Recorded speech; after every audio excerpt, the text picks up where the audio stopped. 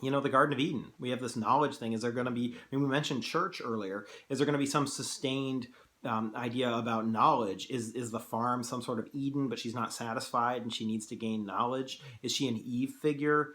These are things that I'm thinking about that maybe I can do something with when I write the essay. So lots of focus on orientation and sight.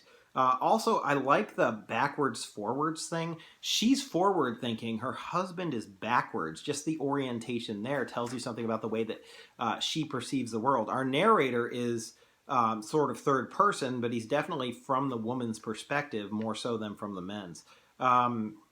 Let's see. She strained to hear how he uttered himself in his conquest. Her deepest desire hung on the battle she heard far off being waged on the edge of the unknown.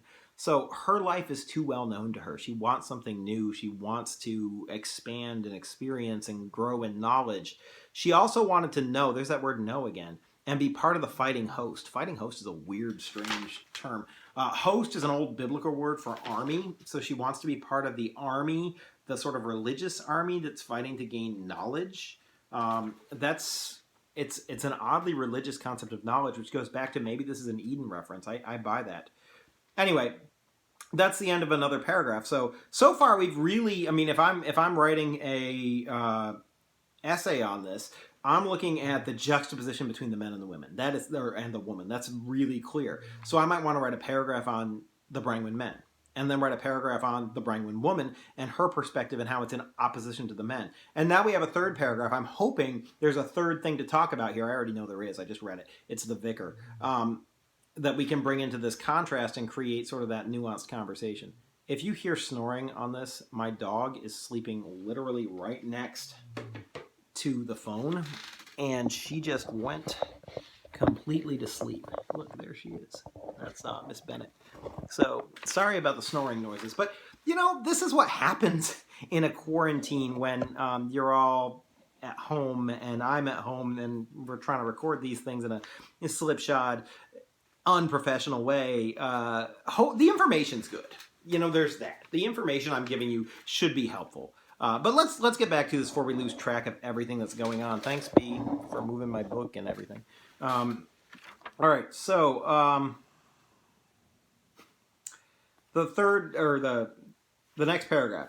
At home, even so near as Crossthay, that's a town, it's capitalized as a proper noun, was the vicar. All right, if you don't know what vicar is, it makes it a little bit difficult. But if you have a good knowledge of vocabulary, a vicar is a church official, somebody who. God, the interruptions. Now my cat's yelling outside my door. That's Sebastian. He doesn't want to come in. He wants me to get him food. But this is why it's impossible to do anything at home. You're trying to get this stuff done, and the interruptions, they just keep coming. Back to the vicar. Let's see. Even so near as Crossthay was the vicar who spoke the other magic language. Well, we know the vicar is associated with the church. The other magic language is going to be Latin. So remember, magic was associated with her with things that are broader in knowledge. This man is more knowledgeable because he has a second language.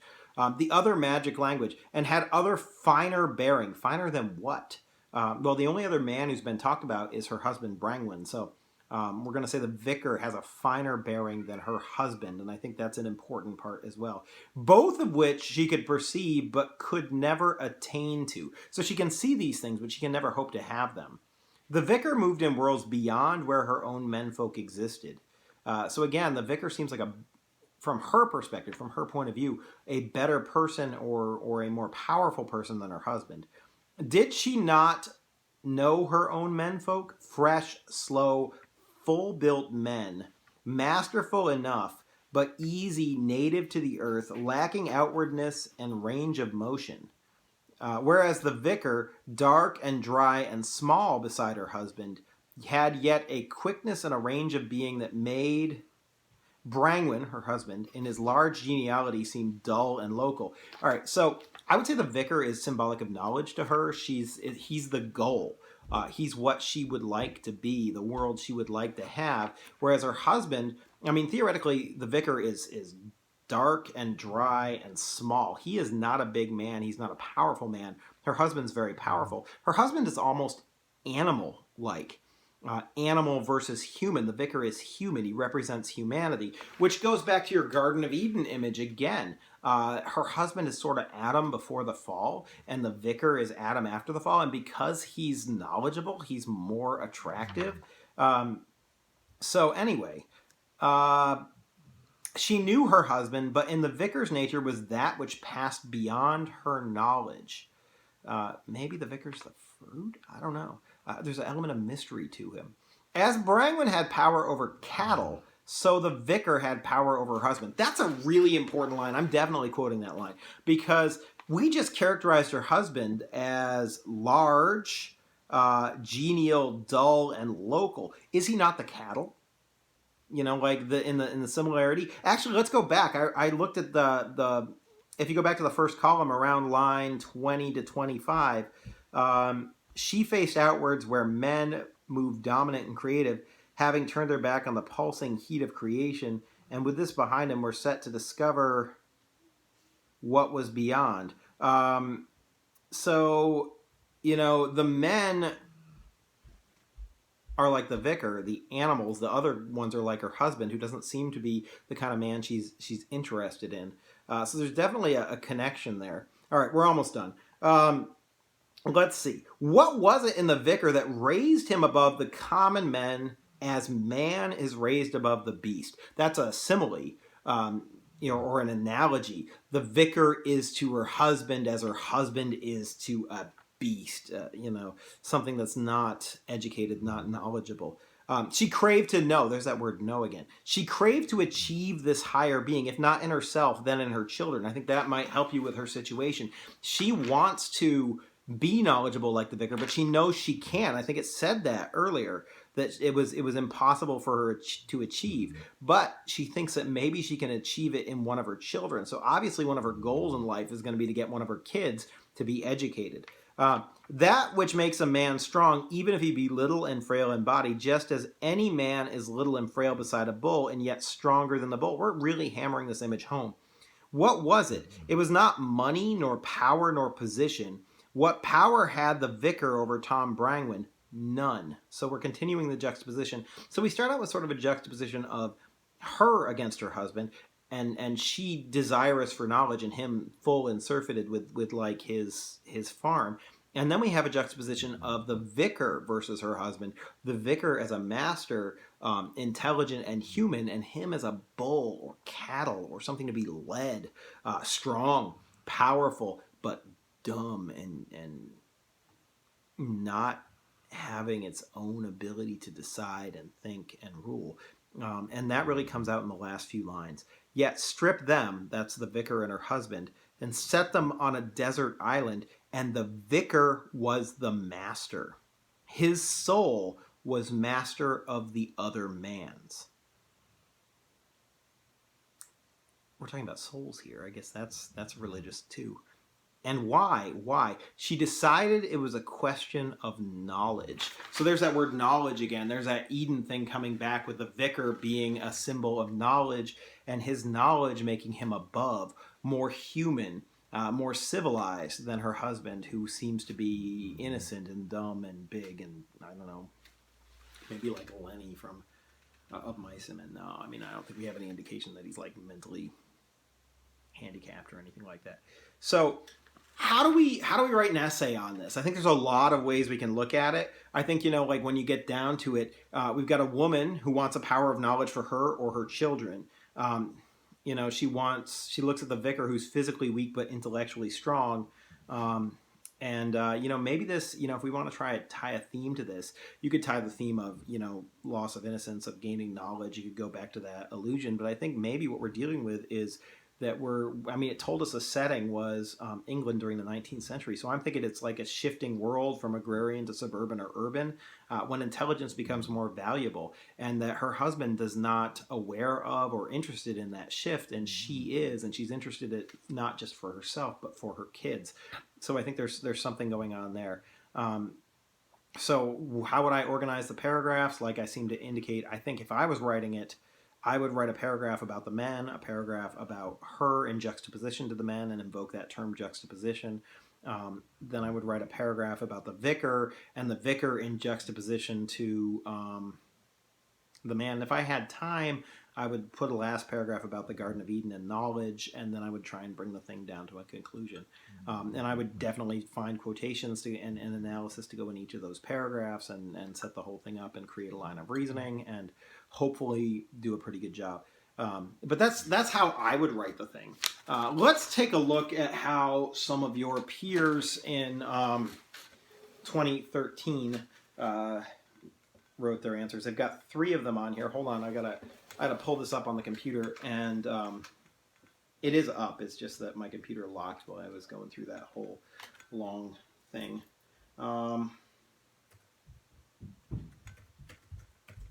So let's look at some of these responses, and we can decide which ones are the best ones. Again, I put a link to this in, there should be a link to the question itself and a link to the student responses on the Classroom where I posted this video. So you should be able to click on it and read along with me and gain what you can from it. Now, these are handwritten, and I'm trying to read them off the computer screen.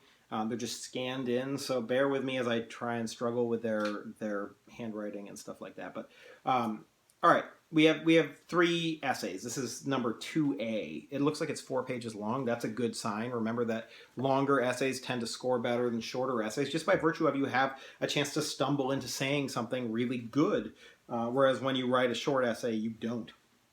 So what do we have here? D.H. Lawrence's The Rainbow captures a woman's desire for exploration and something of the unknown. I'm having trouble with her handwriting. But that's true. I mean, she's definitely interested in exploration and the unknown. That's her situation. That's her characterization, maybe. Amidst a community of short-sighted men, hey, we've got the juxtaposition already going on, entrapped by the mundaneness, we're using good elevated vocabulary here, of their own existence. The woman ultimately seeks to venture from the comfort of the, again, I can't read that word, rural life to the creative and magic land beyond, eager to indulge and learn beyond the confines of her family's farm, which teems only with the, quote, pulsing heat of creation. Through the use of rhetorical questions, repetition, and contrasting imagery. All right, so we've got 3 solid sort of literary devices here. Rhetorical questions, repetition, and contrasting imagery. I'd say juxtaposing imagery and elevate that vocabulary, but, you know, Lawrence effectively demonstrates the woman's novel concept of desire of understanding the unknown and her underlying pursuit of liberation. So, according to this response, the woman is looking to understand the unknown and become free from the prison of her rural life. I buy both of those. I think that's a clear understanding of what Lawrence is doing in the excerpt. We have no thematic element here, but it's pretty solid. Lawrence uses the contrasting images of the men and the women in order to, so our first paragraph is going to be about the juxtaposition of men and women and the imagery it uses, and that's great. I buy that. Of the men and the women in order to illustrate the novelty of her sentiments. The men, for which the farm was, quote, enough, found a feeling of being, quote, full and surcharged in their blood by the day-to-day, quote, miracles of the earth, basking in the, quote, warmth and generating and pain and death. That their experience is visceral and tangible. Good word choices here. As exemplified by Lawrence's use of such unwavering, concrete images. The images of the wind, quote, wind blowing through the wet wheat and, quote, helping the cow in labor are tangible and real, unromantic by any means. Yet the imagery associated with the woman's desire is ideal and romantic.